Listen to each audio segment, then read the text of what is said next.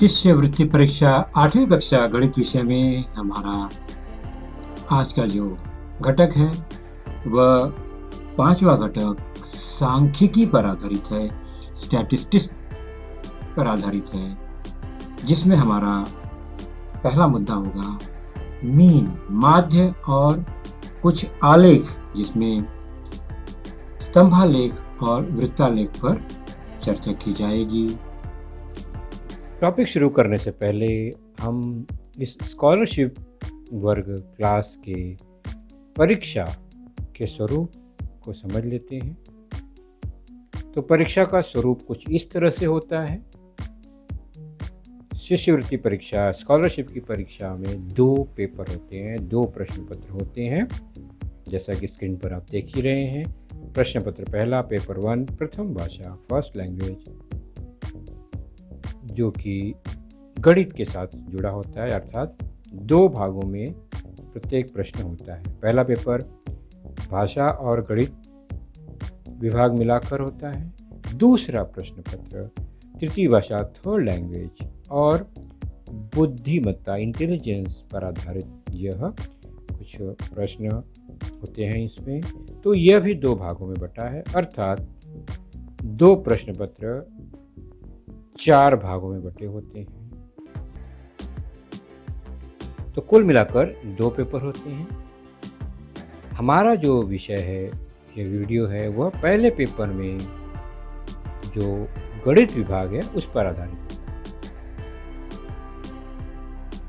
तो पहले पेपर में और दूसरे पेपर में इसी तरह प्रश्न संख्या होगी। 25 प्रश्न पहले विभाग में, जो कि लैंग्वेज, भाषा पर आधारित है, और दूसरा विभाग गणित या बुद्धिमत्ता होगा तो वह 50 प्रश्न होते हैं। उसमें कुल मिलाकर 75 प्रश्न होते हैं और प्रत्येक प्रश्न के लिए 2 अंक निर्धारित किए गए हैं। इसका मतलब हुआ कि 25 प्रश्न जो लैंग्वेज पर है, भाषा पर है, वह 50 अंकों का होगा, और जो दूसरा विभाग गणित अथवा बुद्धिमत्ता होगा तो उसमें 50 प्रश्न के लिए 100 अंक निर्धारित होंगे। कुल मिलाकर 75 प्रश्न, 75 क्वेश्चंस पर 150 अंक निर्धारित किए गए हैं, और दोनों प्रश्न पत्र को हल करने के लिए समय 90 मिनट का, 1.5 घंटे का मिलता है। अलग अलग 2 पेपर होते हैं। पहला पेपर पर हम चर्चा करेंगे। पहले पेपर में भी हम गणित विभाग पर ही चर्चा करेंगे। तो गणित विभाग में भी जैसा कि हमने देखा 50 प्रश्न 100 अंकों के लिए होते हैं। हर प्रश्न के उत्तर के लिए 4 पर्याय दिए गए होते हैं, और कक्षा 8वीं जो है, इस कक्षा में अधिकतम 20% प्रश्न ऐसे होंगे जिसके 2 हल होंगे, और प्रश्न में वह लिखा गया होगा कि 2 विकल्प चुनिए, 2 पर्याय चुनिए, तो हमें दोनों पर्याय चुनना होगा। 20% प्रश्न का मतलब हो गया कि 10 प्रश्न गणित में, 5 प्रश्न भाषा में हो सकते हैं। तो सही पर्याय चुनते समय दोनों पर्याय को चुनना बहुत आवश्यक है। एक पर्याय चुनने पर वह उत्तर गलत माना जाएगा। कैसे चुनना है? उत्तर पत्रिका कुछ इस तरह से होती है। प्रश्न क्रमांक लिखे गए होंगे 1 से 75 तक। उसके सामने 4 ऑप्शन होते हैं। उनमें से हमें जो पर्याय सही होगा उसी को चुनना है, उसी को भरना है।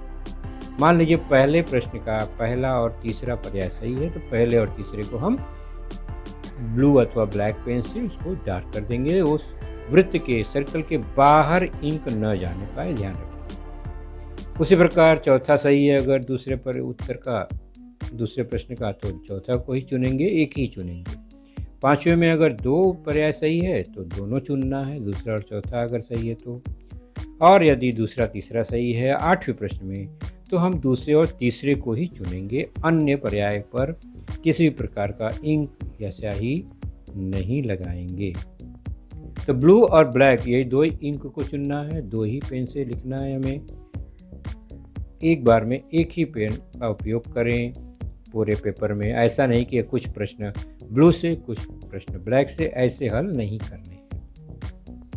अन्य किसी भी प्रकार का रंग अगर है लाल, हरा, पीला इत्यादि, तो उस पर कोई अंक नहीं मिलेगा क्योंकि वो चेक ही नहीं होगा।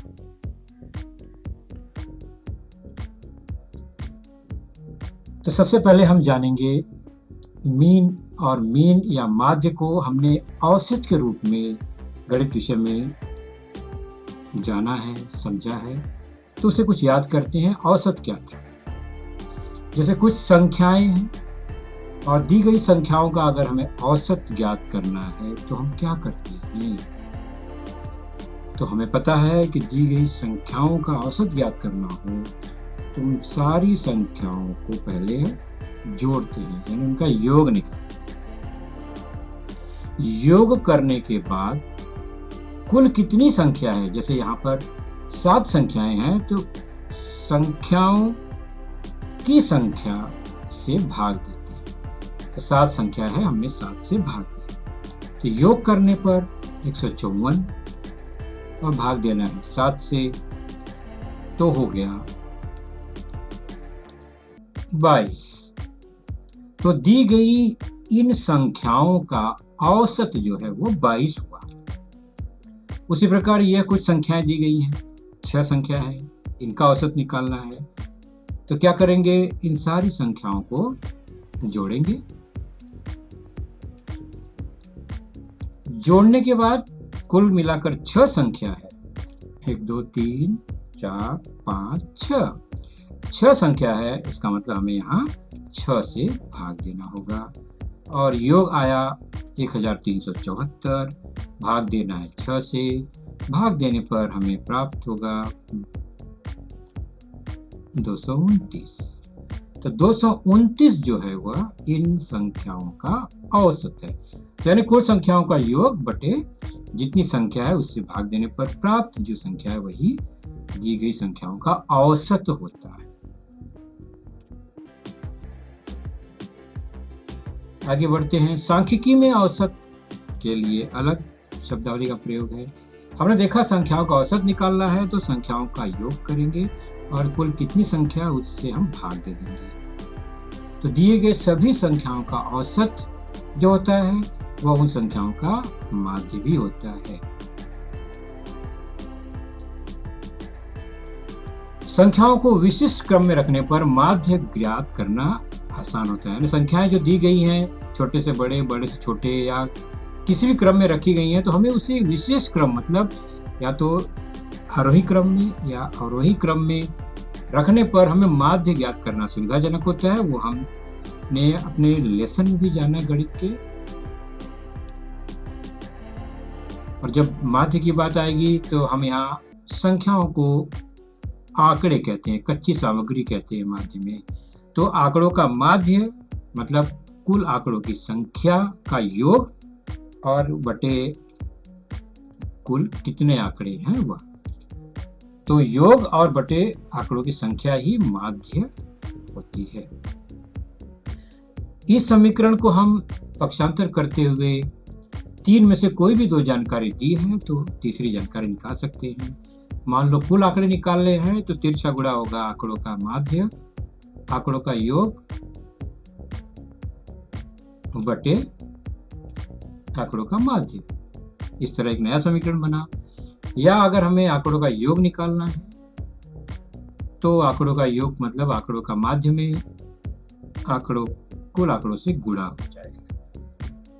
तो ये एक ही समीकरण के अलग अलग रूप हैं औसत या माध्य निकालने के लिए। दूसरा घटक है उसमें आलेख। जैसा कि हमने जाना है आलेख x और y अक्ष होते हैं आलेख में, और दोनों अक्ष के बीच का जो स्थान है उसी पर आलेख की रचना की जाती है। और विशिष्ट पैमाना को माप करके हर सेंटीमीटर पे हमें कौन सी संख्या लिखनी है, कौन सी जानकारी लिखनी है, कितनी लिखनी है, ये पैमाना पर निर्धारित करता है। क्योंकि आलेख में जो लाइन है वो तो सेंटीमीटर और मिलीमीटर में है, लेकिन दी गई जानकारी वह अलग अलग इकाइयों में हो सकती है। रुपए, पैसे से लेकर वजन, मापन, किसी भी रूप में वह आंकड़े हो सकते हैं। उसे हमें सेंटीमीटर के हिसाब से पैमाना में बदलना होता है।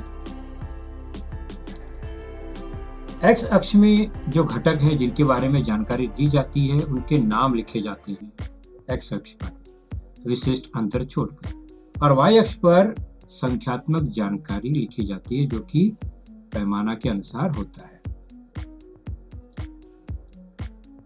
तो नाम और संख्यात्मक जानकारी यह आलेख की विशेषता है।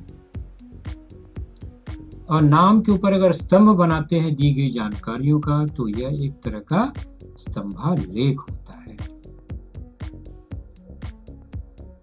तो अभी हमने देखा एक स्तंभालेख यानी स्तंभ खंभे की तरह एक्स अक्ष पर कुछ जानकारी दी गई है। तो एक्स वाई और मूल बिंदु 0 और पैमाना बहुत इंपॉर्टेंट, और फिर एक्स अक्ष पर जो भी जानकारी का नाम है घटक है उसके कितने आंकड़े हैं उतना ऊंचाई तक वह वाई अक्ष के संख्या से मैच करता है। मान लो ये 3 जानकारी है 3 लोगों की, 3 विषय की, 3 घटक की, तो ये वाई अक्ष पे जितनी ऊंचाई तक गया है उतने आंकड़े पैमाना के हिसाब से होंगे। हम चर्चा करेंगे धीरे धीरे। इसे कहते हैं सामान्य स्तंभालेख, क्योंकि इसमें एक एक जानकारी के लिए एक एक स्तंभ बनाया गया है। अगर यही आलेख एक के बदले 2-2 घटकों की तुलना के लिए 2 नाम के साथ या 2 जानकारी एक साथ देनी है किसी एक व्यक्ति की, एक घटक की, तो हमें क्या करना होता है, एक ही घटक पे 2 आलेख बनते हैं 2 जानकारियों के साथ। यहाँ 3 व्यक्ति या 3 घटक है और उनके 2-2 जानकारियों के आलेख बने हैं, तो इसे संयुक्त स्तंभालेख कहते हैं। संयुक्त का मतलब होता है जोड़ी से, तो यहाँ पर जोड़ी जोड़ी से एक एक घटक की जानकारी है संयुक्त स्तंभालेख। 3 जानकारी देनी है एक घटक की तो 3 आलेख 3 स्तंभ एक साथ चिपक के होगा। अगला है, अगर यही संयुक्त स्तंभालेख में जो 2 जानकारियां हैं किसी एक घटक की वो बगल बगल में न लिखकर पैमाने के अनुसार एक के ऊपर एक अरेंज किया गया, मान लो इस तरह से एक जानकारी फिर उसके ऊपर दूसरी जानकारी, तो यहाँ बगल बगल में न होकर एक के ऊपर एक जानकारी है, इसे कहते हैं विभाजित स्तंभालेख। एक के ऊपर एक विभाजित किया हुआ स्तंभालेख है। तो ये स्तंभालेख के प्रकार है। और एक स्तंभालेख है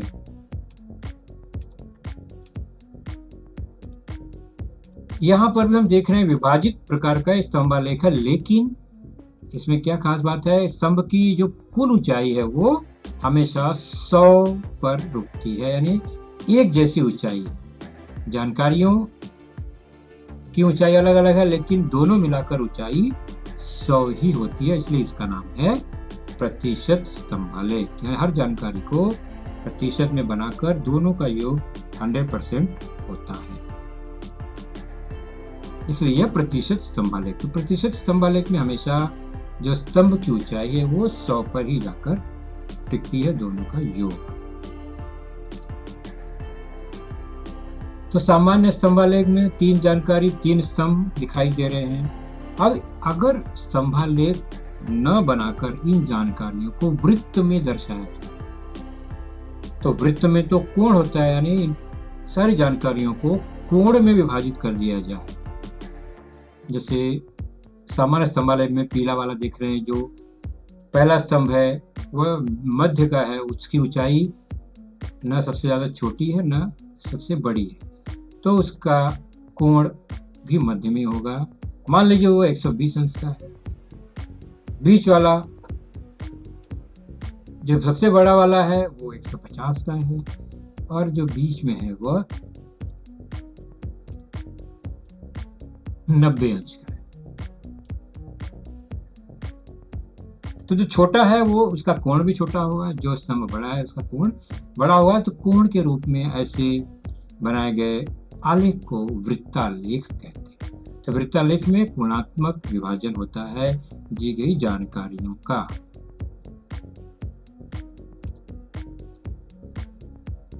तो वृत्तालेख में दी गई जानकारी एवं आंकड़ों को केंद्रीय कोण, केंद्र पर बने कोण में उसको परिवर्तित करते हैं।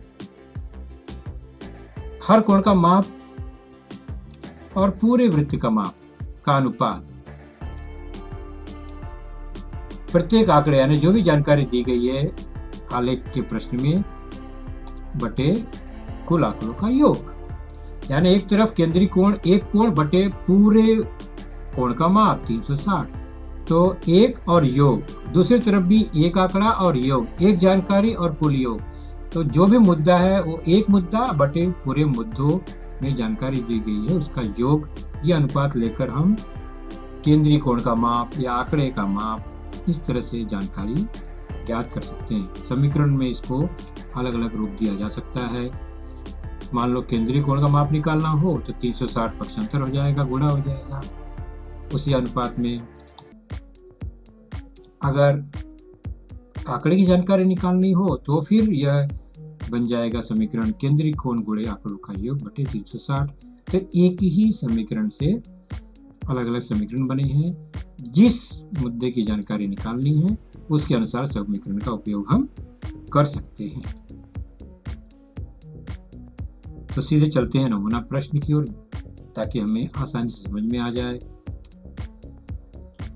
पहला प्रश्न है, किसी शहर के किसी माह के पहले 15 दिन में हुई बारिश का विवरण। यानी एक शहर है उसमें जो पहला महीना है या कोई महीना है उसमें जो शुरुआत का 15 दिन है उसमें कुछ बारिश हुई है, उसको सेंटीमीटर में व्यक्त किया गया है और उसका हमें माध्य ज्ञात करना है।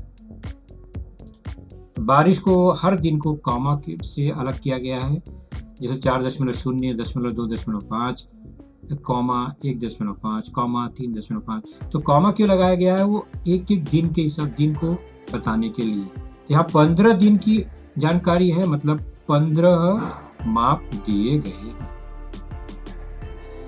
उनका माध्य निकालना है और 4 ऑप्शन में से कौन सा सही होगा वो हम देखेंगे। तो सबसे पहले हमें अच्छी तरह से पता है अगर माध्य निकालना हो तो जितने आंकड़े दिए गए हैं उनका योग करेंगे बटे कुल आंकड़ों का कितने आंकड़े हैं उससे भाग देंगे।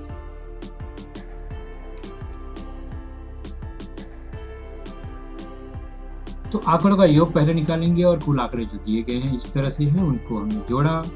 जोड़ने पर हमें क्या मिला? 45।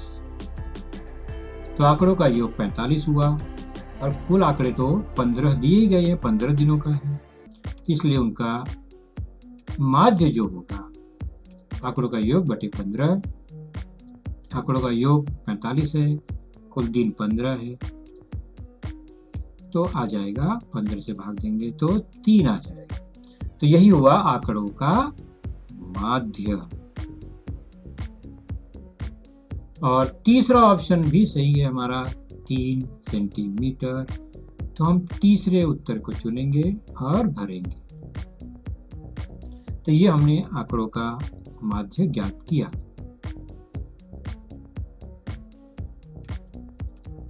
आगे अगला प्रश्न है, यह स्कॉलरशिप की परीक्षा में आया हुआ प्रश्न है।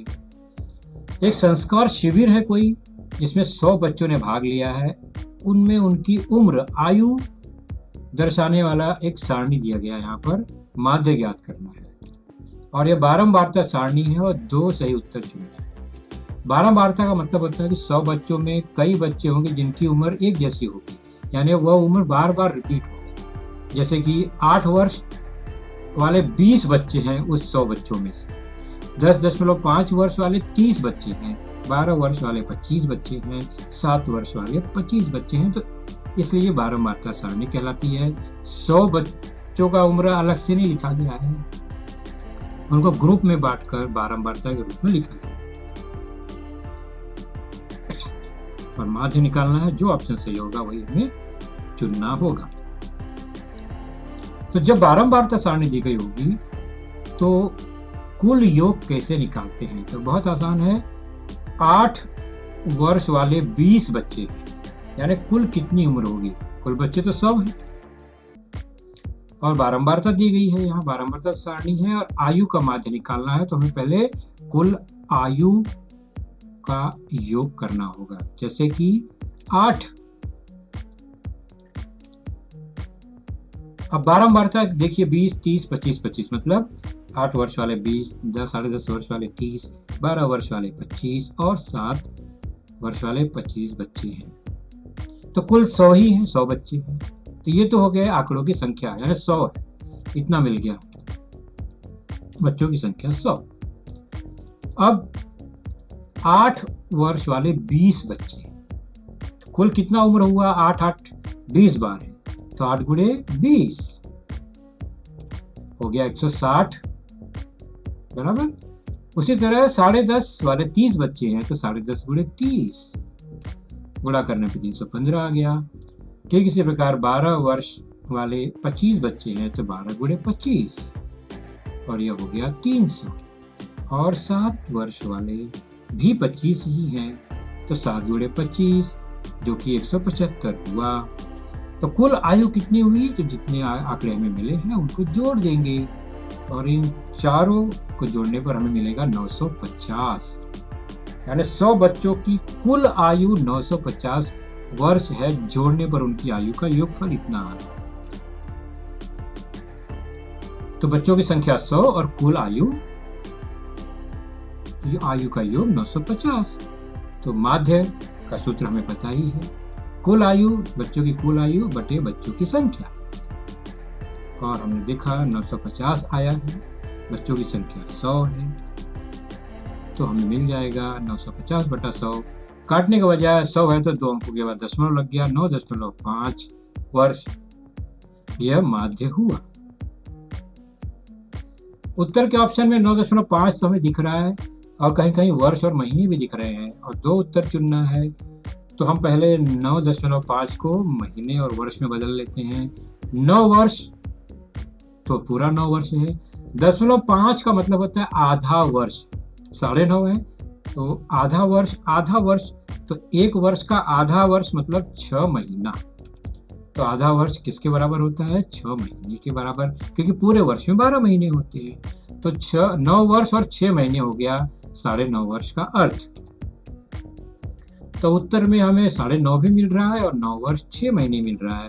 ऑप्शन चेक करते हैं तो पहला और चौथा, इसलिए हमें दोनों ऑप्शन को चुनना बहुत जरूरी है, पहले को भी चौथे को भी। एक को चुनेंगे तो हमारा उत्तर गलत हो जाएगा, दोनों ही चुनना पड़ेगा। आगे बढ़ते हैं, अगला प्रश्न लेते हैं।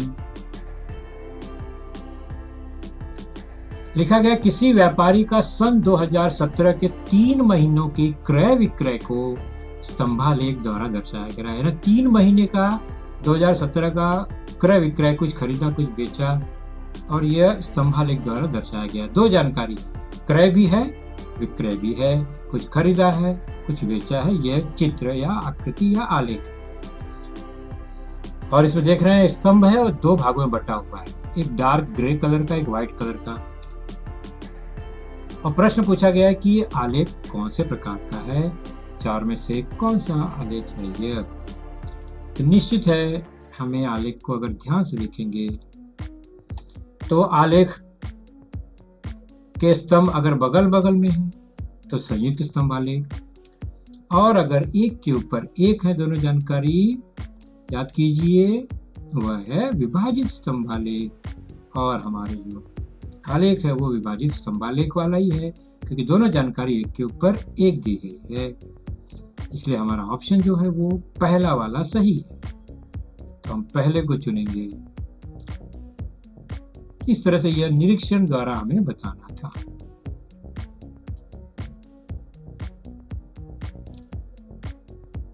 इसके बाद है 3 महीने में कुल क्रय का कुल विक्रय से अनुपात ज्ञात करो, यानी क्रय और विक्रय का अनुपात ज्ञात करना है। कुल क्रय का किसके साथ अनुपात? विक्रय से, क्रय का विक्रय से। और क्रय और विक्रय आलेख में देख रहे हैं, एक ग्रे कलर में है, एक व्हाइट कलर में है विभाजित स्तंभ आलेख में। जो ग्रे है डार्क है वो क्रय है और जो व्हाइट है वो विक्रय है, और दोनों मिलाकर एक स्तंभ बना हुआ है। अनुपात ज्ञात करना है तो क्रय के आंकड़े और विक्रय के आंकड़े हमें पता होने चाहिए। सबसे जो नीचे है ग्रे वाला वो क्रय है, उसका आंकड़ा 0 से लेकर ऊपर तक जितना है वो हमें आसानी से मिल जाएगा। ध्यान से देखते हैं, निरीक्षण करते हैं। तो सबसे पहले क्रय को देखते हैं। क्रय को रेड और विक्रय को मैंने ब्लू से घेर के रखा है बॉक्स में।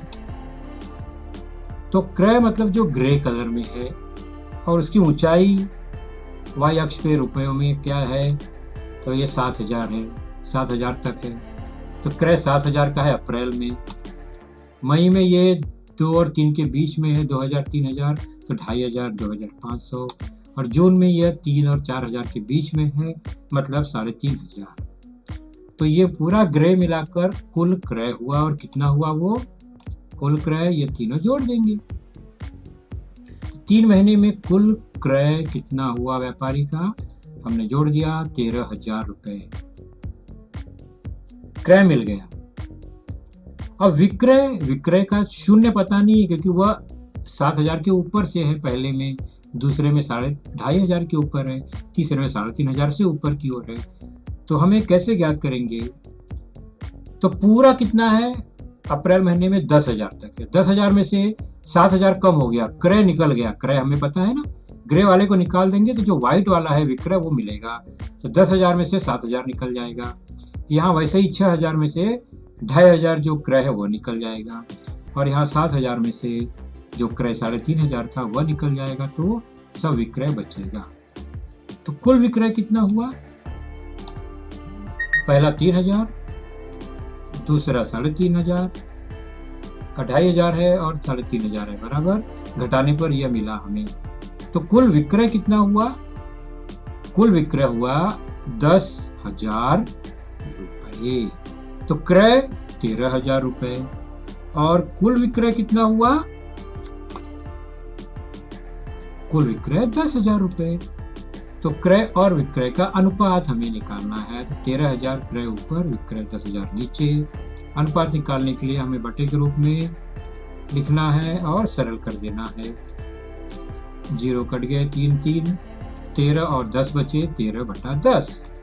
तो अनुपात हुआ 13:10। इसका मतलब तीसरा ऑप्शन जो है वो सही हुआ। तो हम तीसरे को ही चुनेंगे अपने उत्तर पत्रिका में और इसे डार्क करेंगे पेन से। इस तरह से एक आलेख से 2 प्रश्न हुए। आलेख में सामान्य तौर पर एक आलेख से 2-2 प्रश्न पूछे जाते हैं। चौथा उदाहरण देखते हैं। एक परिवार का 1 महीने का विभिन्न मद मतलब जो भी मुद्दे हैं, घटक है, जिसपे हर महीने खर्चा होता है अलग अलग, जैसे रुपए सामान खरीदने में, बैग खरीदने में, अनाज खरीदने में, दवाई के खर्चा, ये सब खर्चे होते हैं हर महीने हर घर में। तो यहाँ पर एक परिवार का 1 महीने का कुछ खर्च दिखाया गया है आलेख द्वारा। और मासिक आय कुल इनकम 23,400, इसी में से उन्हें खर्च करना है। और यह आलेख बनाया गया है वृत्त के रूप में, वृत्तालेख। तो उसमें कोणात्मक जानकारी दी गई है, ABCD, ये अलग अलग मुद्दे हैं। जिसमें A का मतलब है शिक्षा, पढ़ाई लिखाई पर कितना खर्चा है उसका कोण दिया गया है। B मतलब अन्य खर्च। C का मतलब होता है कपड़े वगैरह में खर्चा कितना हो रहा है वह। और D मतलब अनाज में कितना खर्चा हो रहा है, यह आलेख में दर्शाया गया है कोण के रूप में। तो जो भी जानकारी दी गई है आलेख में वह कोणात्मक जानकारी है। अब उसमें पहला प्रश्न क्या पूछा गया है, आलेख को ध्यान से देखकर, कि शिक्षा पर कुल कितना खर्च हुआ। तो शिक्षा पर कुल खर्च बताना है रुपए में और जानकारी दी गई होती है कोण में। तो कोण और मुद्दा, इस पर एक समीकरण मैंने बताया था कैसे ज्ञात करते हैं। तो 4 में से कौन सा ऑप्शन सही होगा वह देखेंगे। हल कैसे करते हैं ये समझना बहुत जरूरी है। तो जानकारी है वृत्तालेख की, प्रश्न में लिखा गया है। और कुल आय है 23,400, इसी में से खर्च करना है। टोटल मिल गया हमें। शिक्षा पर कितना खर्च है यह पूछा गया है। तो हम पहले जानकारी में शिक्षा कहाँ है यह मिला हमें, और वो किस से दर्शाया गया है, A से। तो या तो शिक्षा लिखा होगा आलेख में या तो A लिखा होगा। तो यहाँ पर A यानी शिक्षा की जानकारी दी गई है 50 अंश। तो A का कोण जो है केंद्रीय कोण वो 50 अंश है। और हमें इसको रुपए में बताना है कि ए पर कितना खर्चा होगा। तो केंद्रीय कोण का माप बटे कुल कोण का माप, यानी हमने सीखा है ये शुरू में ही कि एक कोण बटे पूरा योग, उसी तरह एक मुद्दा बटे मुद्दे कुल कितना खर्चा या कुल आय कितनी होती है, यह आंकड़ों का योग। यह एक सामान्य समीकरण है। इन चार में से जो जानकारी दी गई है उसको यहाँ पर हम लिखेंगे और समीकरण तैयार करेंगे। तो यहाँ आंकड़ा नहीं है, आंकड़े के बदले यहाँ पर जो मुद्दे दिए गए हैं वो है शिक्षा पर खर्च निकालना है, और कुल का मतलब हुआ कुल इनकम आय है कितनी है, वह टोटल प्रश्न में दिया है। चलिए शुरू करते हैं। सबसे पहले केंद्रीय कोण, शिक्षा का केंद्रीय कोण कौन सा है, तो वह 50 है बटे कुल 360। उसके बाद शिक्षा पर खर्च कितना है ये तो हमें ज्ञात करना है, और कुल कितना आय है 23,400। तो एक बार यह हमने समीकरण बना लिया, तब आसानी से हम शिक्षा पर खर्च कितना हुआ यह पता कर सकते हैं। जैसे कि यह समीकरण बना तो शिक्षा का खर्च बराबर 50 गुणे 23,400 बटे 360, यह सरल रूप दिया। काटने पर आया, भाग दे देंगे आप, 65 आया। जैसे भी काटना है आप सरल कर सकते हैं इसे, और गुणा करने पे आया 50 गुणे 65 बराबर 3,250, यह है शिक्षा पर खर्च। और हमारे उत्तर के ऑप्शन में 3,250 पहला ऑप्शन है, तो हम पहले को चुनेंगे। तो ये एक सामान्य समीकरण है, इसी समीकरण को देखकर हमें वृत्तालेख के प्रश्न हल करने हैं। इसी का दूसरा प्रश्न है, समीकरण आलेख वही है, चित्र वही है, प्रश्न अलग है। कपड़े की अपेक्षा अनाज पर कितना खर्च अधिक हुआ ये बताना है। यानी कपड़े का खर्चा कितना हुआ, अनाज का खर्चा कितना हुआ, उसके बाद अनाज पे ज्यादा कितना खर्चा हुआ ये बताना है, अंतर बताना है। तो या तो दो बार दोनों का खर्चा अलग अलग निकालो, कपड़े का भी अनाज का भी, तो दो बार हमें समीकरण हल करना पड़ेगा। इससे अच्छा है बच्चों जब भी अंतर पूछा जाए, मान लो यहाँ कपड़े और अनाज का अंतर पूछा गया है, तो हम देख लेते हैं कि कपड़े और अनाज को किस संकेत में दर्शाया गया है, सी और डी। तो आलेख में सी और डी के माप दिए गए हैं। फिर देखेंगे कि ज्यादा कौन है, ज्यादा डी यानी अनाज का खर्चा ज्यादा है, तो अनाज में से सी को घटा देंगे, यानी कपड़े का खर्चा घटा देंगे तो वही अमाउंट आएगा, उतना ज्यादा खर्चा होता है। तो दो बार अलग अलग खर्चा निकालने के बजाय हम क्या करते हैं, कोण का अंतर ले लेते हैं, डी में से सी को पहले घटा लेते हैं और फिर उस अंतर के हिसाब से खर्चा निकालते हैं, थोड़ा शॉर्टकट। तो हमने ये देखा था पहले कि शिक्षा का कैसे निकाला, तो शिक्षा पर खर्च बटे योग। अब हमें शिक्षा का नहीं निकालना है, अब हमें अनाज और कपड़े के अंतर का निकालना है। मतलब क्या, तो केंद्रीय कोण अब क्या हो जाएगा, केंद्रीय कोण जो होगा वह डी में से सी को घटाने पर जो आया वो हमारा अभी केंद्रीय कोण है, क्योंकि दोनों का अंतर बताना है।